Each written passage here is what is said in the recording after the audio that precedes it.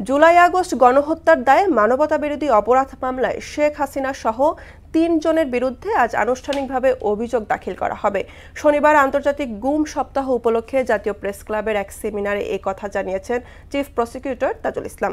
একটু সময় লাগলেও বিচার কাজে নিরপেক্ষতা বজায় রাখা হচ্ছে বলেও জানান তিনি। কাজী পাপ্পুর প্রতিবেদন।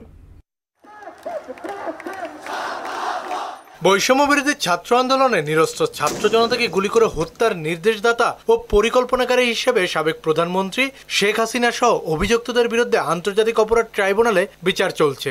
আন্দোলন দমাতে সরকারি দলের নেতাকর্মী ও আইন শৃঙ্খলা বাহিনীর নির্বিচার গুলিতে প্রায় ১৫০০ মানুষ প্রাণ হারায়।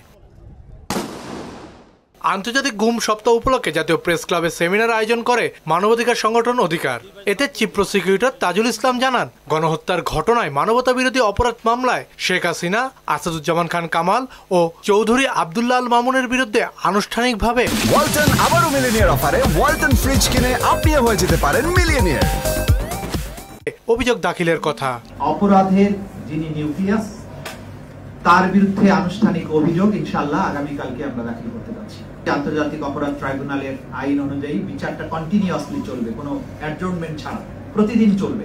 মানবাধিকার রক্ষা করা, বিচারের নামে অবিচার যাতে না হয়, অতীতে যেগুলো হয়েছে সেগুলো যাতে না হয়, সেগুলোর ব্যাপারে আমরা খুবই সতর্ক এবং সাবধান আছি। আন্তর্জাতিক মানদণ্ড বজায় রাখা সহ যথাযথ আইনি প্রক্রিয়া অনুসরণ করে বিচার কাজ সুষ্ঠু ও নিরপেক্ষভাবে সম্পূর্ণ হচ্ছে বলেও জানান তিনি। এই তদন্ত শেষ হতে একটা যুক্তিসঙ্গত সময় লাগবে। এটা মোবাইল কোর্টের মতো নয়। ম্যাজিস্ট্রেট গেল, ভোক্তা অধিকার গেল, গিয়ে বলল আপনার সামগ্রীতে ভেজাল আছে, তাৎক্ষণিক ৫০,০০০ টাকা বা ৫ লক্ষ টাকা জরিমানা করে দিল অথবা 1 মাসের জেল দিয়ে দিল। আন্তর্জাতিক অপরাধ ট্রাইব্যুনালের কার্যক্রম সেরকম নয়। সে কারণে তদন্তটা শেষ হতে এই যে সময়টা লেগেছে বা লাগছে সেইটা যুক্তিসঙ্গত সময়।